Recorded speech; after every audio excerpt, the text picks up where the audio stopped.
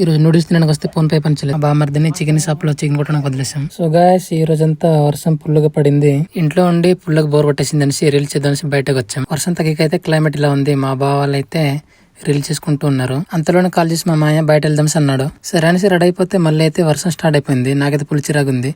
మా బావ అయితే డాన్స్ ప్రాక్టీస్ చేస్తున్నాడు వర్షం తగ్గేదాకా అనేసి. కమల్ హాసన్ ఫ్యాన్ అంటున్నాడు మా బావ ఏమో. అప్పుడు వర్షం అయితే తగ్గిపోయింది. ఇప్పుడేమో మా బామ్మర్ దగ్గర వెయిట్ చేపిస్తున్నాడు మాకు. ఫైనల్ అయితే స్టార్ట్ అయిపోయాం. మా బామ్మర్ దగ్గర వచ్చాడు. ఇలాంటి చలిలోనే డ్రైవింగ్ నాకు చేపిస్తున్నాడు బావ. ఫైనల్ అయితే రీచ్ అయిపోయాం ఆ ప్లేస్ లోనే తినడం కలిసి.